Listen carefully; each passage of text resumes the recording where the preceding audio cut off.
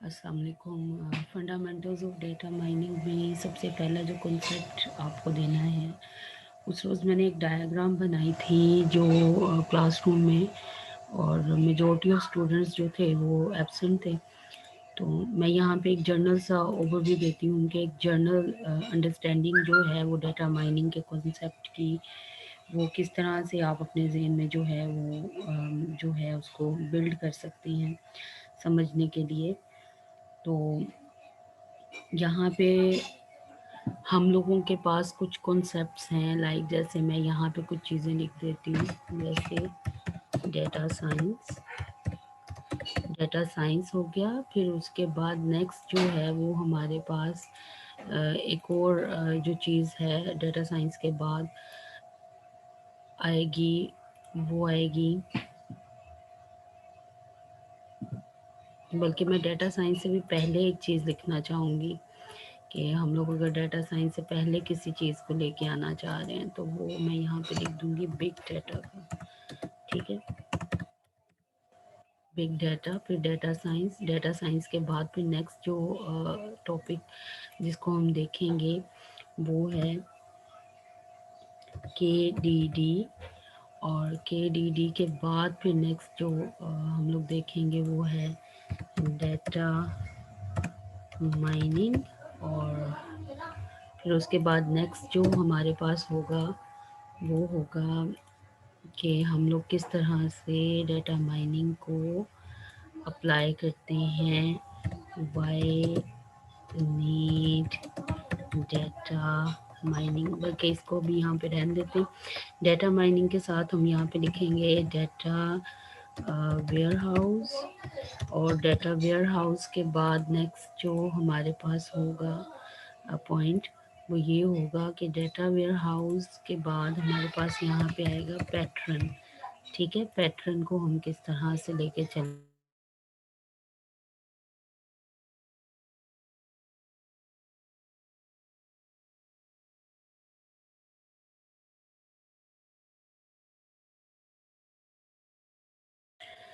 अच्छा जी, यहाँ पे हम जब हम बिग डाटा को कंसीडर करते हैं तो इसको दो तरह से जो है अगर हम इन डेप्थ स्टडी करें तो रिसर्च के पॉइंट ऑफ व्यू से भी देखें तो बिग डाटा को ना दो तरह से डील किया जाता है। अच्छा, दो तरह से किस तरह से डील किया जाता है, लाइक एक इसका एक्सपेक्ट है वॉल्यूम का।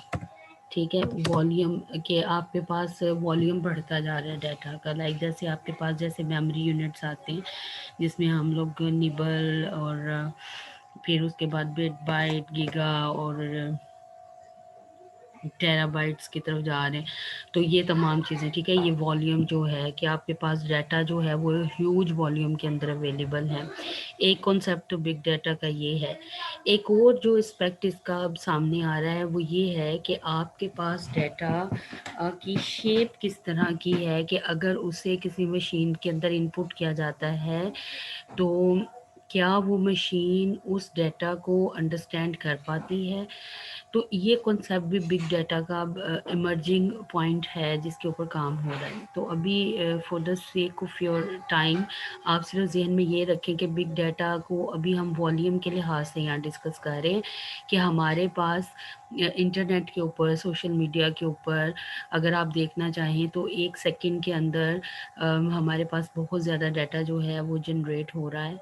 तो वो उससे हमारे डाटा का जो वॉल्यूम है वो बहुत ज़्यादा बढ़ गया है। ठीक है, उसके बाद हमारे पास एक डोमेन आती है जिसका नाम है डेटा साइंसेस।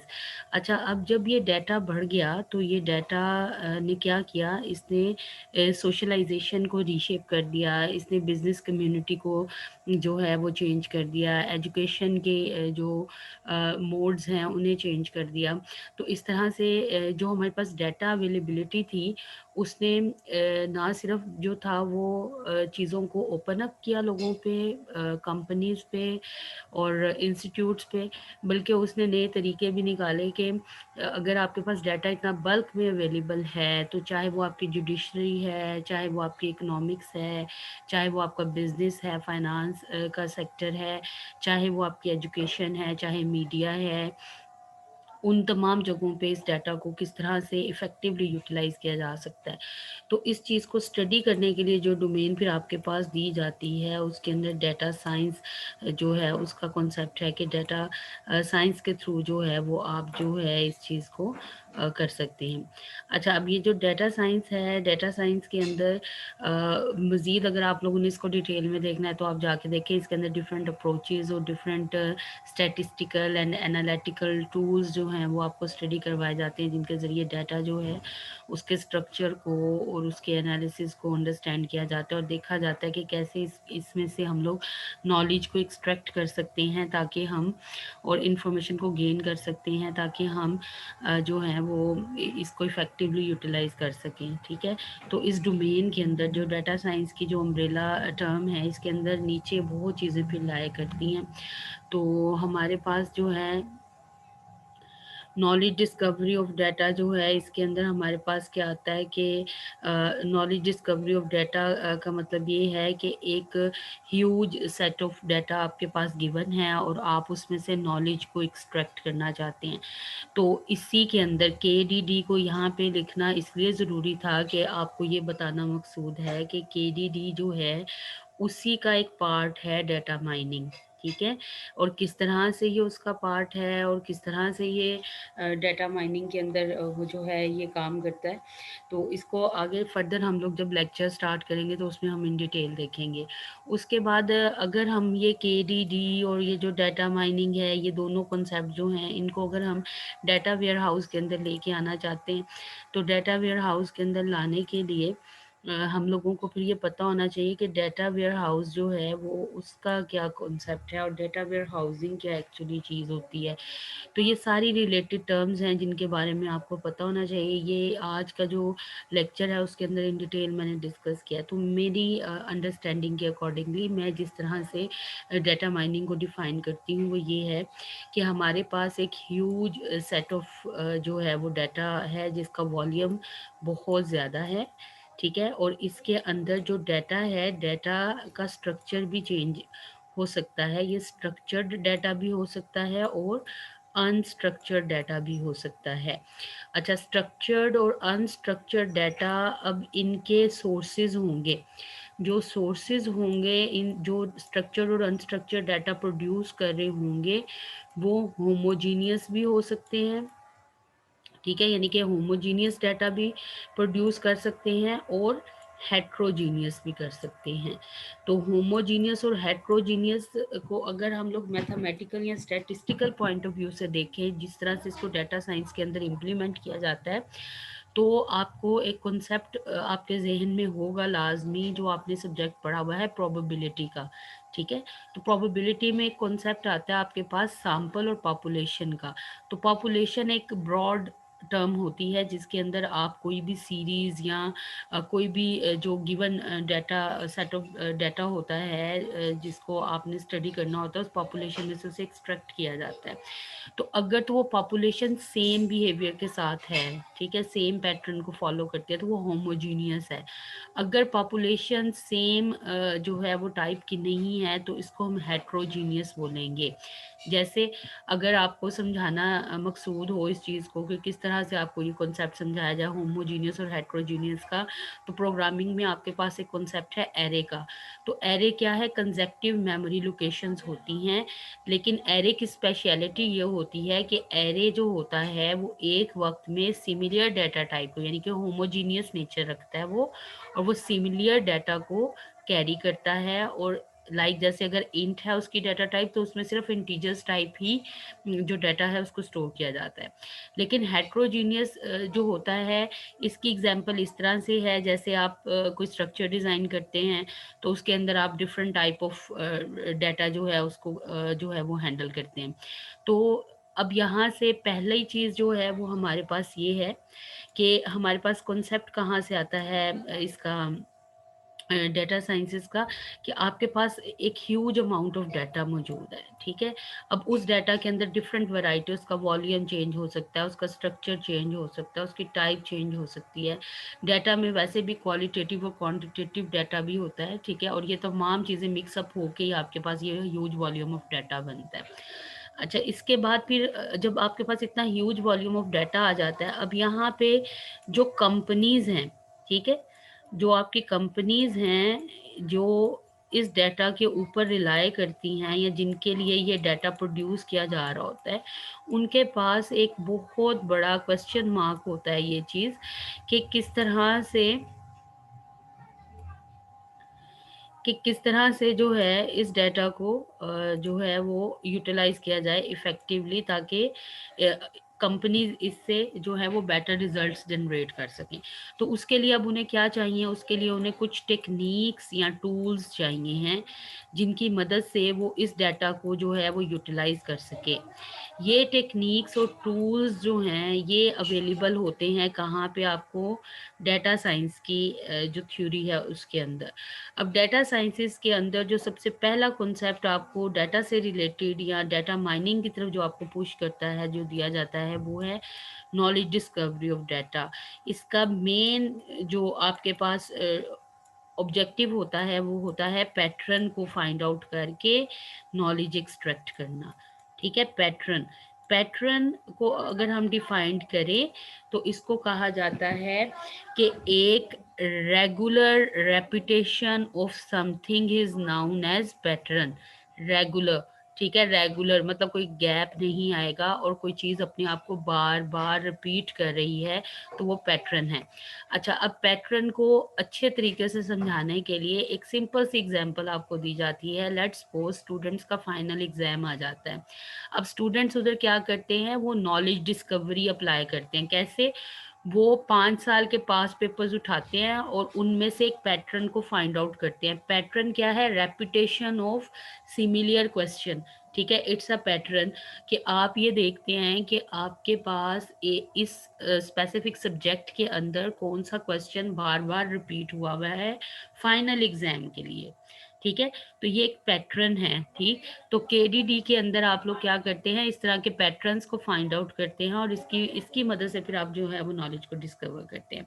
अब केडीडी के अंदर ये काम करने के लिए ही केडीडी का एक स्टेप है डाटा माइनिंग, जिसके ऊपर हम फोकस करेंगे और देखेंगे कि डाटा माइनिंग के बेसिक कंपोनेंट्स कौन से हैं और डाटा माइनिंग एक्चुअली इटसेल्फ क्या करता है। अच्छा, ये तमाम चीज़ें करने के लिए अब ये जो ह्यूज वॉल्यूम ऑफ डाटा है इसको कहीं ना कहीं स्टोर किया जाएगा।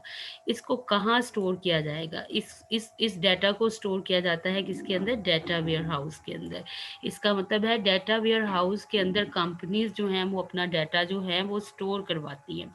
फिर इस डाटा वेयर हाउस के ऊपर हम केडीडी और डाटा माइनिंग को अप्लाई करते हैं और ये डाटा वेयर हाउस के अंदर मौजूद डाटा जो होता है वो किसी हद तक प्रोसेस्ड फॉर्म में पड़ा होता है। ठीक है, और क्योंकि ये प्रोसेस्ड फॉर्म में होता है तो इस वजह से हम लोग जो है वो पैटर्न्स इजीली फाइंड आउट कर सकते हैं और हम लोग जो अपना गिवन टास्क है उसको कंप्लीट कर सकते हैं। तो ये बेसिक टर्म्स हैं जो बैक पे आपको पता होनी चाहिए जब आप डाटा माइनिंग को स्टडी कर रहे हो कि एक्चुअली डाटा माइनिंग ने करना क्या है। अब जो सबसे इम्पोर्टेंट चीज़ है कि सबसे ज़्यादा जब आप डाटा माइनिंग की कोई सी भी बुक उठाएंगे या कोई भी आर्टिकल देखेंगे या इंटरनेट पे इससे रिलेटेड पढ़ेंगे, तो सबसे पहले जो चीज़ आपको नज़र आती है वो ये आती है कि आपका जो बिजनेस पॉइंट ऑफ व्यू है उसके लिहाज से इसे बहुत ज़्यादा एक्सप्लेन किया जाता है। ठीक है, तो अब ये जैसे जैसे हमारे पास ये जो है स्कूल ऑफ थॉट जो है ये जैसे जैसे हमारे पास स्ट्रॉन्ग होता जा रहा है, ठीक है, ये बिजनेस तक ही बाउंड नहीं रहा बल्कि इससे भी आगे चला गया है। लाइक जैसे मेडिकल है या आपका लॉ है, जुडिशरी है या आपकी एजुकेशन है, ठीक है, ये इन तमाम चीज़ों पे अप्लाई हो रहा है। अच्छा, अब बिजनेस के पॉइंट ऑफ व्यू से इसको ज़्यादा डिस्कस किया जाता है, तो आपको ज़्यादातर जो केस स्टडीज़ हैं जो नॉर्मली आपको अवेलेबल हैं डाटा माइनिंग की, वो भी बिजनेस पॉइंट ऑफ व्यू से ही इंटरनेट के ऊपर अवेलेबल हैं। ठीक है, तो अभी तक जो हमने डिस्कस किया है उसके अंदर हमने देखा ये है कि हमारे पास बिग डाटा का एक कॉन्सेप्ट आता है जिसके अंदर हमें पता ये चलता है कि हमारा जो डाटा है वो ह्यूज इन वॉल्यूम है और ये डिफरेंट शेप जो है वो कैरी कर सकता है। ठीक है, फिर उसके बाद हमने ये देखा कि ये डाटा अगर रफली फॉर्म में पड़ा हो तो ये हमारे लिए मीनिंगलेस है। इसके अंदर से ही हम लोगों को या कंपनीज या बिजनेस जो है उसको जो है वो इम्पोर्टेंट डाटा जो है उसको निकालना है और निकालने के के लिए फिर हमें जिस डोमेन की ज़रूरत है वो है डाटा साइंसेस। अच्छा, अब डाटा साइंसेस के अंदर फिर एक केडीडी का प्रोसेस है, फिर एक डाटा माइनिंग का प्रोसेस है, लेकिन इस तमाम प्रोसेस के लिए हम लोगों को डाटा जो है वो कहीं स्टोर करवाना होता है, यानी कि जो कंपनीज होती हैं या ये तमाम चीज़ें होती हैं डाटा को कहीं स्टोर करती हैं और उसको हम कहते हैं ये डाटा वेयर हाउस है। फिर उसके अंदर से पैटर्न्स निकाले जाते हैं और उन पैटर्न्स की मदद से फिर नेक्स्ट जो है वो नॉलेज एक्सट्रैक्शन करके एनालिसिस किया जाता है, जिसकी बेस पे ये कंपनीज या बिजनेस जो है वो डिसीजन मेकिंग करता है। ठीक है, तो होपफुली यहाँ तक समझ आ गई होगी।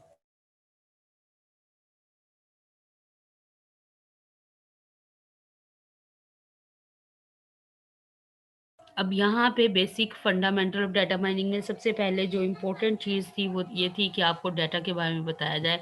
तो नॉर्मली जब आप लोगों को डाटा के बारे में पढ़ाया जाता है तो आपको बताया जाता है कि it's an unprocessed form of data या रॉ फॉर्म ऑफ डाटा। तो facts and statistics collected together for reference और एनालिसिस। उसके बाद एक और इसको टर्म ये है कि द क्वांटिटीज करेक्टर्स और samples on which operations are performed by a computer is known as data. ठीक है, फिर उसके बाद थिंग्स नाउन और assumed as facts making the basis of reasoning or calculation, it's another form of definition।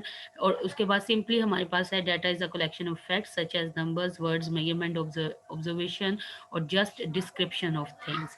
अब data जो है वो दो तरह का हो सकता है, क्वालिटेटिव या क्वांटिटेटिव।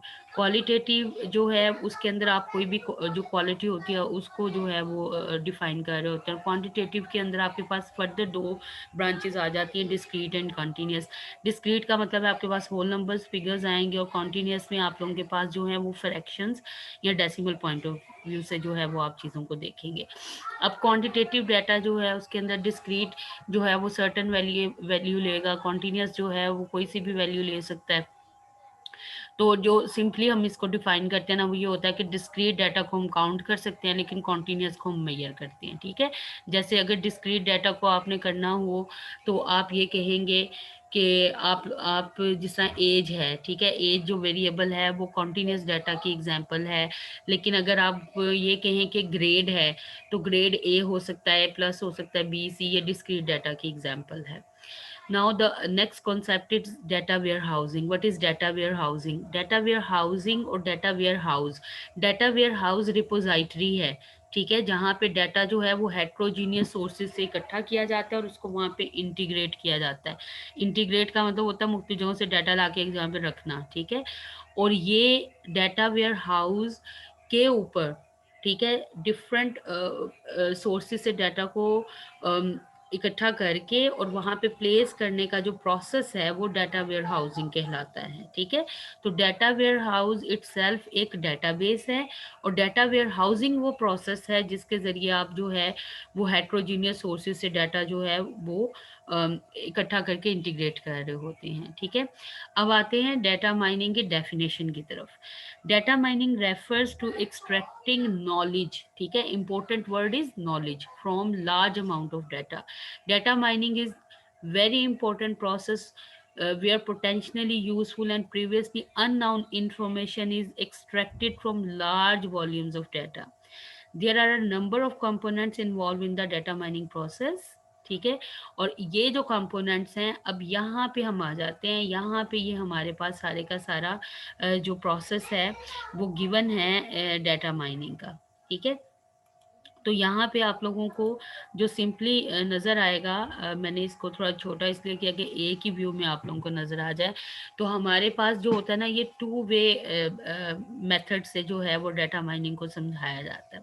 अच्छा, इसमें एक जो चीज़ है वो आपने ये देखनी है कि हम लोग टॉप टू बॉटम और बॉटम टू टॉप चलते हैं। ठीक है, तो graphical user interface is normally, अगर हम इसको समझना चाहते हैं, इस वक्त डायग्राम को अगर मैं डिस्क्राइब करूँ तो मैं इसको एक्सप्लेन कर दूंगी कि इट्स अ ब्राउज़र। ठीक है, ये ब्राउज़र है जैसे गूगल सर्च इंजन या कुछ भी, वहाँ पे आप अपनी कोई सी भी क्यूरी डालते हैं। जैसे मैं लिख देती हूँ वहाँ पे डाटा साइंसेस। ठीक है, तो अब पैटर्न इवेल्युएशन, डाटा साइंसेस से रिलेटेड जितने भी पैटर्न पीछे आपने डिज़ाइन किए हुए हैं या क्यूरी है, या इसको हम और अच्छे तरीके से अंडरस्टैंड करने के लिए कर देते हैं कि data scientist whose salaries are greater than 1 lakh. ठीक है, तो 1 लाख से ज़्यादा जिनकी सैलरीज हैं उनका एक पैटर्न बन जाएगा। ठीक है, यानी कि 1 लाख को जो कंडीशन मैच करेगी वही डाटा साइंसेस की जो इन्फॉर्मेशन है वो इस पैटर्न में आएगी।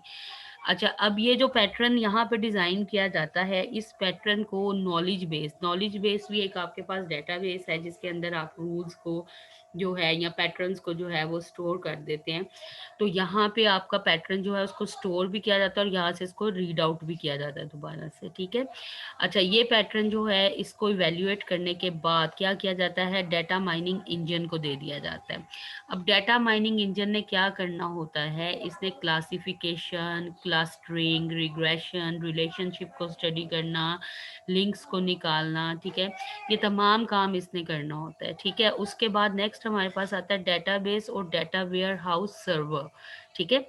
ये वो समझ लें कि एक जो है एक बंदा रखा हुआ है, एक सुपरवाइजर रखा हुआ है जिसने क्या करना है, पीछे से आने वाली इंफॉर्मेशन को एक्सेप्ट करना है और उसके बाद उसको आगे जितने भी रिसोर्सेज मिलेंगे उसने उन तमाम में उनको चेक करके तो आंसर देना है, ठीक है। देखना है कि ये चीज़ मौजूद है कि नहीं है। तो होता क्या है कि जब डाटा वेयर हाउस सर्वर जाता है, ठीक है, डिफरेंट रिसोर्सेज की तरफ। अब रिसोर्सेज कौन से हो सकते हैं, किसी डेटाबेस में देख सकता है, किसी डाटा वेयर हाउस में क्यूरी के आंसर के लिए देख सकता है, कोई और डाटा रेपोजिटरीज होंगी उनके अंदर देखेगा, वर्ल्ड वाइड वेब में देख सकता है। और ये देखने के दौरान ये क्या करता है, data cleaning, integration and selection, ठीक है, करने के बाद जब इसे आंसर मिल जाता है तो ये फिर क्या करता है, बैक प्रोसेस स्टार्ट होता है। ये डाटा वेयर हाउस सर्वर को दिया जाता है, फिर डाटा माइन इंजन की तरफ ये जाता है, फिर पैटर्न के अकॉर्डिंगली इसको देखा जाता है कि ये ठीक है, फिर उसके बाद आपको रिजल्ट जो है वो ब्राउज़र के ऊपर बैक शो करवा दिया जाता है, ठीक है। तो ये हमारा डाटा माइनिंग का आर्किटेक्चर है, ठीक है। तो इस ये सिंपल आर्किटेक्चर है। ये आर्किटेक्चर और केडीडी का आर्किटेक्चर कमोबेश सेम ही होते हैं, ठीक है। तो केडीडी अब हम नेक्स्ट लेक्चर में पढ़ेंगे, लेकिन आज जो है वो डाटा माइनिंग आर्किटेक्चर जो था इसको समझाना मकसूद था। तो इससे रिलेटेड अब यहाँ पे डाटा सोर्सेज के बारे में देखें। Database, data warehouses, world wide web, text files, other documents are actual sources of data, ठीक है। Organizations usually store data in database और डाटा वेयर हाउसेज, ठीक है। डाटा वेयर हाउस में कंटेन वन और more databases, text file, spreadsheets या कोई भी रिपोजिटरी की फॉर्म हो सकती है, ठीक है। फिर उसके बाद है डिफरेंट प्रोसेसेस। अब हमारे पास ये होता है कि डाटा को जो है वो क्योंकि वो रॉ फॉर्म में होता है तो उसको क्लीन किया जाता है, इंटीग्रेट किया जाता है, सेलेक्ट किया जाता है, इससे पहले कि उसको माइन किया जाए या उससे रिलेटेड कोई चीज़ निकाली जाए तो उसमें से जो एक्स्ट्रा इन्फॉर्मेशन होती है उसको डिस्कार्ड कर दिया जाता है, ठीक है। तो इसको इसके अंदर डेटाबेस और डाटा वेयर हाउस सर्वर जो होता है ये एक्चुअल डाटा जो होता है जिसको हम लोगों ने प्रोसेसिंग प्रोसेस के अंदर इंजेक्ट करना होता है वो इनके पास होता है, ठीक है। और वो जो ये वो उस चीज़ का आंसर होता है जो यूज़र ने रिक्वेस्ट किया होता है माइन करने के लिए।